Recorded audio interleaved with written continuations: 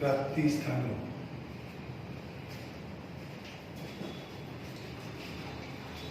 ભરતીના બે પ્રાપ્તિ સ્થાનો છે. આપણે આગળ જોયું ભરતીના બે પ્રાપ્તિ સ્થાનો છે, આંતરિક પ્રાપ્તિ સ્થાનો અને બાહ્ય પ્રાપ્તિ સ્થાનો.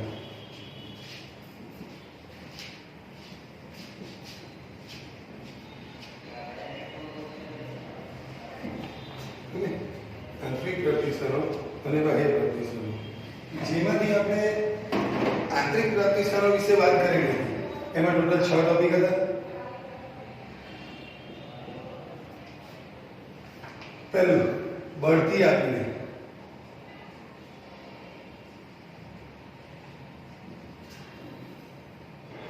બદલી કરીને. કર્મચારીના મિત્રો કે સગા સંબંધીઓ પાસેથી કર્મચારીના મિત્રો કે સગા સંબંધીઓને તક આપીને.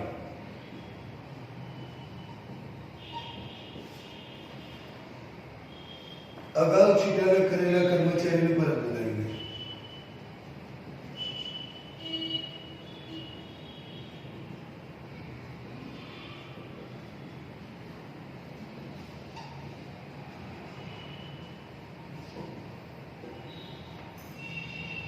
બઢતી સાથે બદલી કરીને.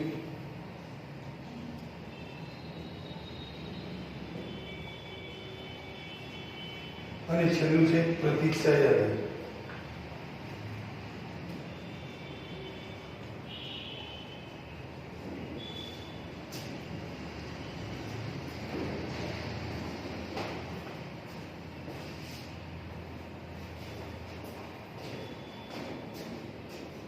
એ રીતે બાહ્ય પ્રાપ્તિ સ્થાનો 7 છે.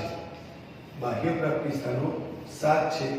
એ બાહ્ય પ્રાપ્તિ સ્થાનોની વાત કરીએ તો બાહ્ય પ્રાપ્તિ સ્થાનો એમાં 7 મુદ્દા આપેલા છે. પહેલું છે જાહેરાત દ્વારા.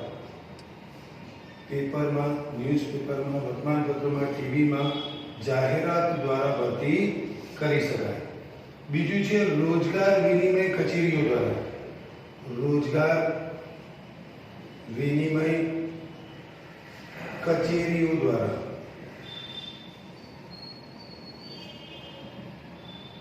શૈક્ષણિક સંસ્થાઓ દ્વારા.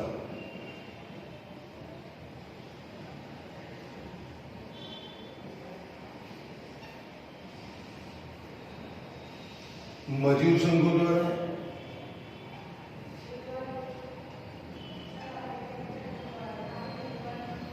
ठेकेदार द्वारा भर्ती.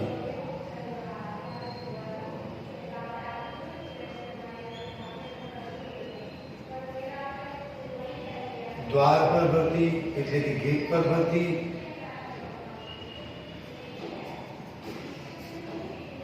અને છેલ્લું છે આધુનિક પદ્ધતિ.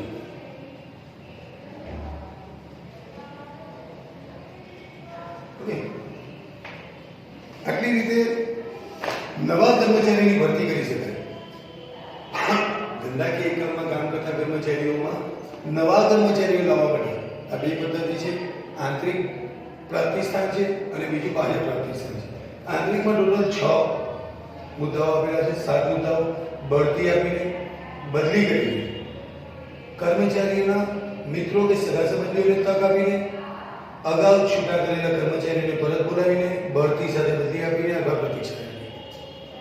આ એવા પ્રાપ્તિ સ્થાનો છે કે જે આપણને એકમમાંથી ને એકમમાંથી જ માણસો મળી રહે છે. એટલા માટે એને નામ આપવામાં આવ્યું છે આંતરિક પ્રાપ્તિ સ્થાન. ક્યાંય બહાર જવાની જરૂર નથી. બહાર જાહેરાત આપવાની જરૂર નથી. અન્ય લોકોને જણાવવાની જરૂર નથી કે અમારી કંપનીમાં માણસની જરૂર છે. આપણા જ એકમમાંથી એવા સોર્સ ઊભા કરવાના છે કે જેના દ્વારા આપણને આપણા જ એકમમાંથી નવા માણસો મળી રહે.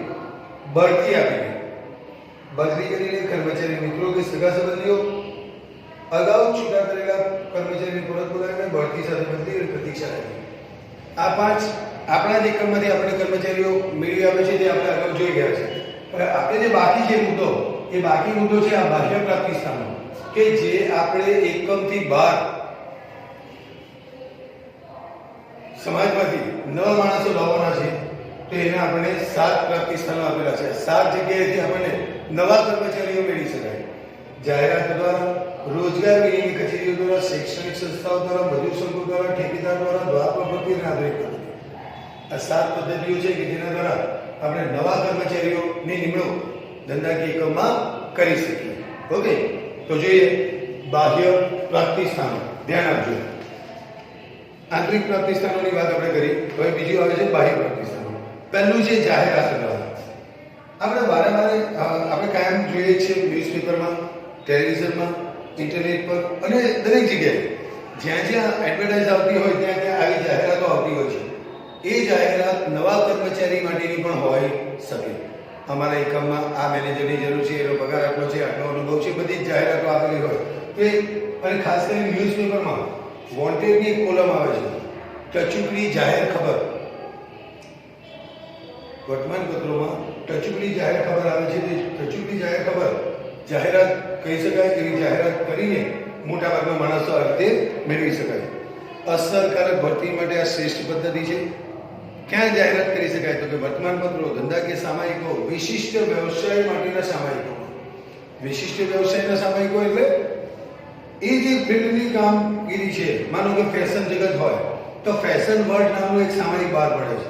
એ સામાયિકમાં એક પ્રકારની અરજી આપો, જાહેરાત આપો, તો પર્ટિક્યુલર એ ક્ષેત્રમાં ઇન્ટરેસ્ટ ધરાવનાર વ્યક્તિ એ સામાયિક વાંચશે અને એ જ એમાં એપ્લિકેશન કરશે.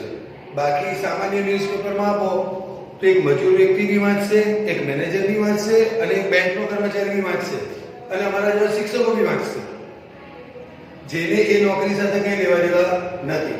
પણ જો વિશિષ્ટ સામાયિકોમાં અરજી પાડવામાં આવે, વોન્ટેડ બહાર પાડવામાં આવે, તો પર્ટિક્યુલર જે તે ક્ષેત્રના લોકો, જેમ કે માનો કે સ્કૂલમાં શિક્ષકની જરૂર છે, તો શિક્ષણ જગત નામનું વર્તમાનપત્ર આવે છે, ન્યૂઝપેપર આવે છે.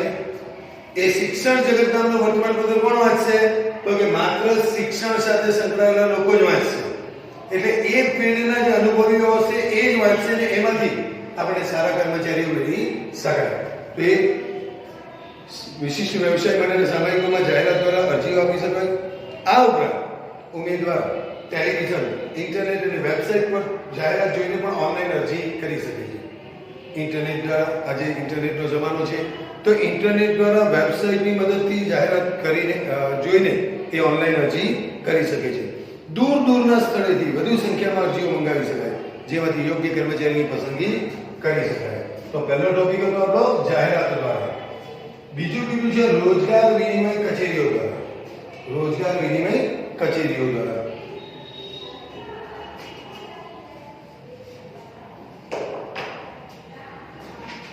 શું છે રોજગાર વિનિમય કચેરી? તો કે એમ્પ્લોયમેન્ટ એક્સચેન્જ છે. એમ્પ્લોયમેન્ટ એક્સચેન્જ છે એટલે કે કર્મચારીઓને નોકરી અપાવતી સંસ્થા છે. તો એના માટે ડાયજેસ્ટમાં 2 વાક્ય એક પ્રશ્ન લખેલો છે. રોજગાર વિનિમય સંસ્થાઓ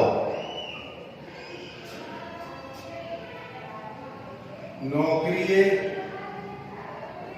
રાખવા માંગતા અને નોકરીએ રહેવા માંગતા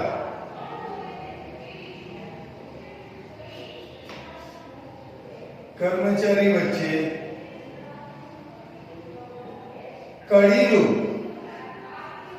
કડીરૂપ કામગીરી બજાવે છે.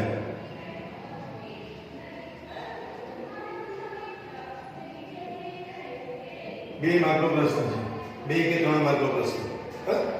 રોજગાર વિનિમય સંસ્થાઓ નોકરીએ રાખવા માંગતા અને નોકરીએ રહેવા માંગતા કર્મચારી વચ્ચે કડીરૂપ કામગીરી બજાવે છે.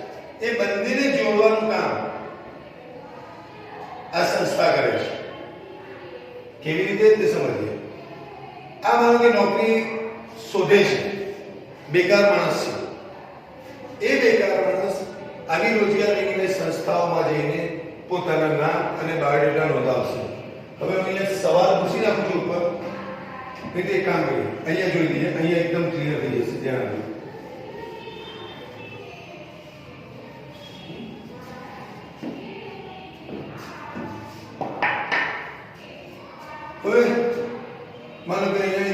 ઉમેદવાર છે જે બેકાર છે, નોકરીની શોધ કરે છે. આપણે ત્યાં આવી રોજગાર વિનિમય સંસ્થાઓ પણ આવેલી છે. સુરતમાં બહુમાળી મકાનમાં છઠ્ઠા માળે આવી રોજગાર વિનિમય કચેરી છે, જેમાં બેકાર લોકો પોતાના બાયોડેટા નોંધાવી શકે છે. બાયોડેટા મીન્સ એના વિશેની બધી માહિતી.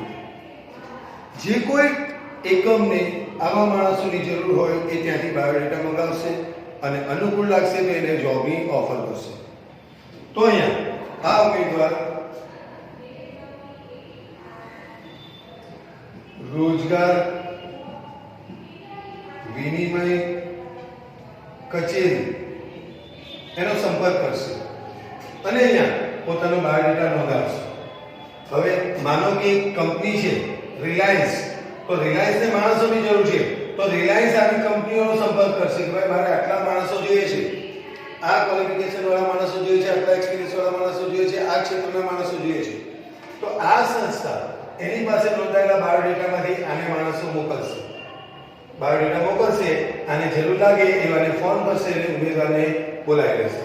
તો આ અને આ નોકરીએ રાખવા માંગતા અને નોકરીએ લેવા માંગતા આ બંને વચ્ચેની જોડતી કડી છે.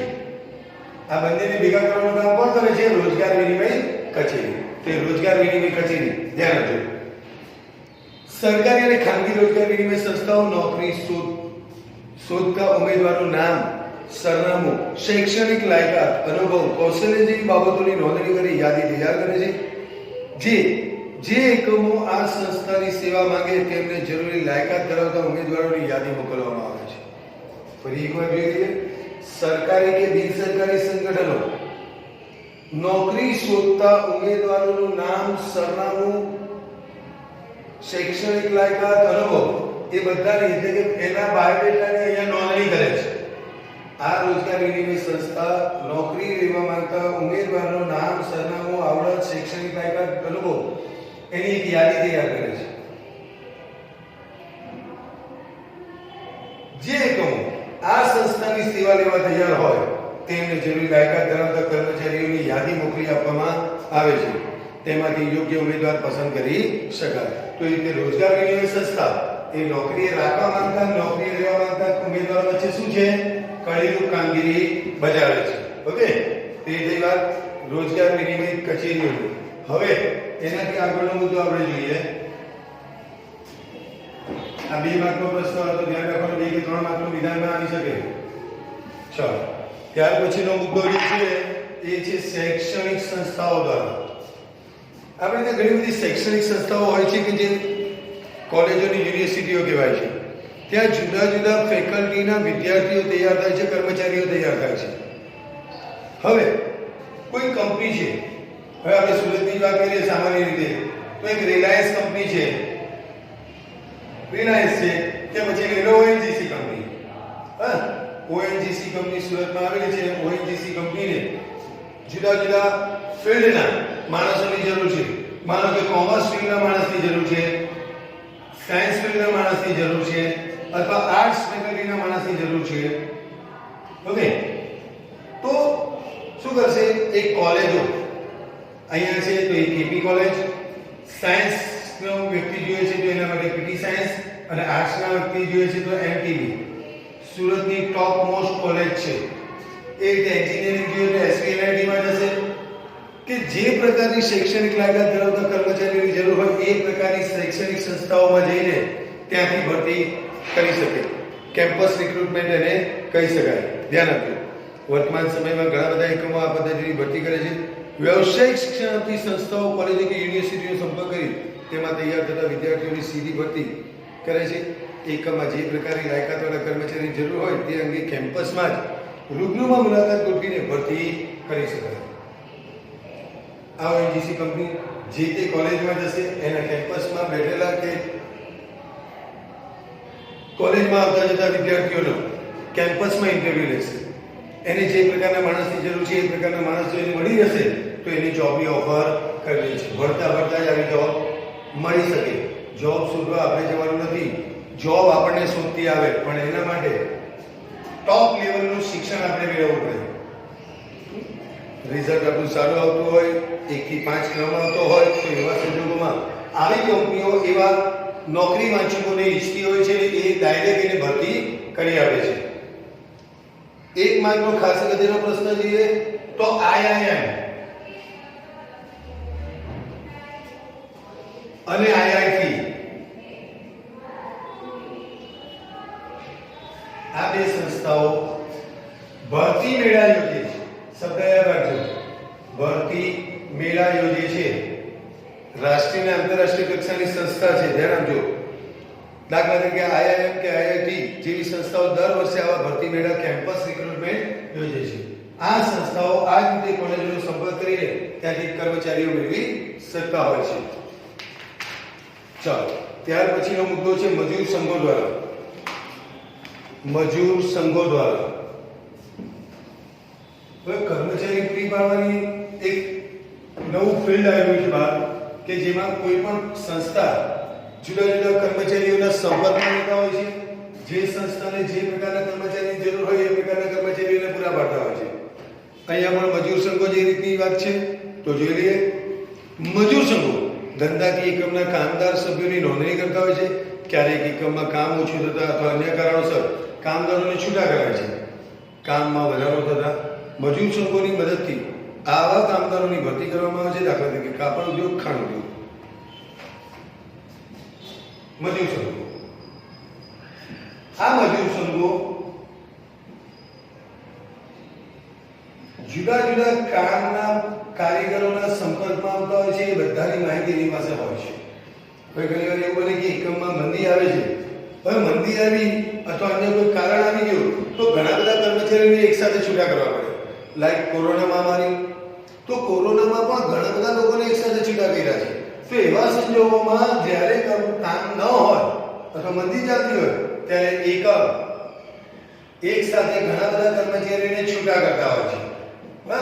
હવે પરિસ્થિતિ સુધરી, ઉત્પાદન વધારવાનું છે, માલની માંગ વધી છે, ઉત્પાદન વધારવું છે, તો તેવા સંજોગોમાં આપણે નવા કર્મચારી જોઈશે. તો આવા મજૂર સંઘો આપણને જે પ્રકારના કામદારો જોઈશે તે પ્રકારના કામદારો પૂરા પાડે છે. તો મજૂર સંઘો પાસેથી આ પ્રકારના કામદારો મેળવી શકાય. એ પણ ભરતી માટેનું પ્રાપ્તિ સ્થાન જ ગણી શકાય. ત્યાર પછી 5મો પોઈન્ટ કીધો છે ઠેકેદાર દ્વારા ભરતી. આ શું છે ઠેકેદાર? 5મું કીધું છે આપણને ઠેકેદાર દ્વારા ભરતી.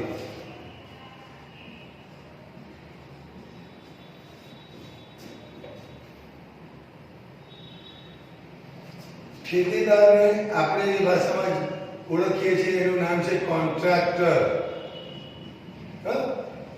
જુદા જુદા કામ કરનારા માણસોના સંપર્કમાં રહે છે.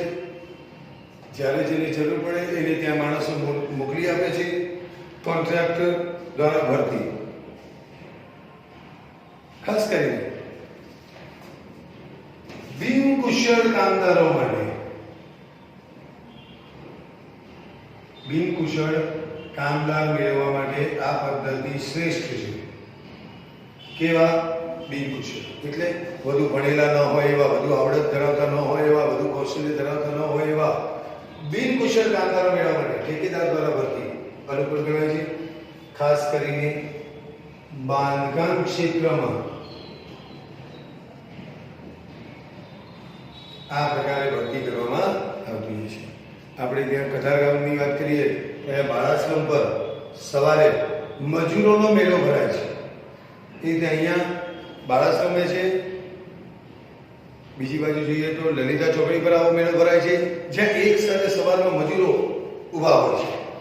ત્યાં જઈને જે માણસે કોન્ટ્રાક્ટ એટલે કે બાંધકામ કરવું છે, કન્સ્ટ્રક્શન કરવું છે, એ કન્સ્ટ્રક્શન કરવાવાળા માણસને એક સામટા 25, 50, 100 મજૂરોની જરૂર પડતી હોય છે. હવે આ 100 મજૂરોનો ઇન્ટરવ્યુ લેવા જાય તો પોસિબલ નથી. સમય, શક્તિ, નાણાંનો વ્યય થાય અને આ બિન શૈક્ષણિક કર્મચારીઓ છે એની માટે ભરતીની પ્રક્રિયાની જરૂર નથી. તો એવા સંજોગોમાં આવા કોન્ટ્રાક્ટર હોય છે. એ કોન્ટ્રાક્ટરો પાસે જઈને એને વાત કરવાની હોય કે ભાઈ મારે આટલા 100 મજૂરો જોઈએ છે, તે તમને 100 મજૂરો પૂરા પાડશે. એના બદલામાં આ કોન્ટ્રાક્ટર ફી વસૂલ કરશે. ખાલી માણસો પૂરા પાડવાના. તો એ કોન્ટ્રાક્ટર દ્વારા ભરતી, ધ્યાન આપજો. આ પદ્ધતિમાં ઠેકેદારો, કામદારો